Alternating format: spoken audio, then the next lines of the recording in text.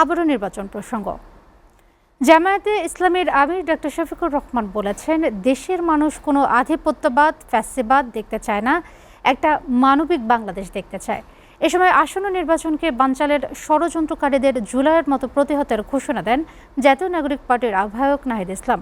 শনিবার কুমিল্লার ১৪ গ্রামে ১১ দলীয় জোটের নির্বাচনী সমাবেশে তারা এসব কথা বলেন। অন্যদিকে খেলাফত মজলিসের আমির মাওলানা মামুনুল হক বলেন, একদল প্রকাশ্যে হা ভোটের কথা বললেও গোপনে না ভোটের পক্ষে প্রচারণা চালাচ্ছে। এমন দ্বিমুখী আচরণ মানুষ মেনে নেবে না।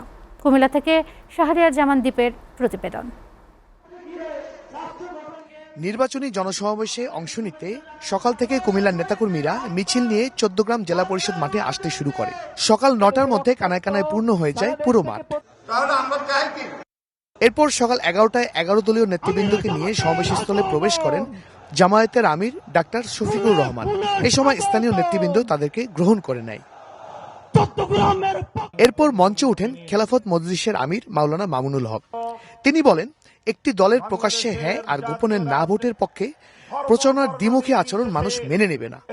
এক মহাজাগরণ তৈরি হয়েছে, ধর্ম বর্ণ নির্বিশেষে এদেশের মানুষ বিশ্বাস করে ১১ দলীয় নির্বাচনী ঐক্য। সমাবেশে এনসিপির আহ্বায়ক নাহিদ ইসলাম বলেন, ১১ দলীয় জোট সরকার গঠন করলে জুলাই গণহত্যা ও হাদি হত্যার বিচার নিশ্চিত করা হবে। ১১ দলীয় জোট ক্ষমতায় ভোট চুরি ছাড়া যেতে পারবে না, অর্থাৎ তারা স্পষ্টভাবে একটি দলের পক্ষে অবস্থান নিয়েছেন। গত ১৬ বছর ধরে তারা ফ্যাসিবাদের পক্ষে অবস্থান নিয়েছেন। সবশেষে মঞ্চে ওঠেন জামায়াতে ইসলামীর আমির ডাক্তার শফিকুর রহমান। তিনি বলেন, বাংলাদেশের মানুষ পরিবর্তন চায়। তারা কোনো আধিপত্য দেখতে চায় না, ফ্যাসিবাদ দেখতে চায় না, একটা মানবিক বাংলাদেশ দেখতে চায়।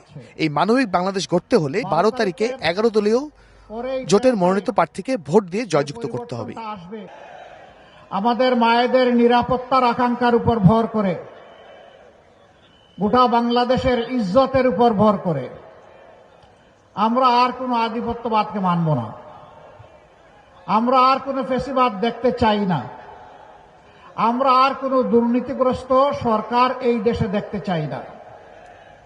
এ সময় জামায়াতের আমির বলেন, ১৮ কোটি মানুষ বিজয়ী হলেই জিতে যাবে ১১ দলীয় জোট। ১২ তারিখের শাহরিয়ার জামান দ্বীপ, এসএটিভি, কুমিল্লা।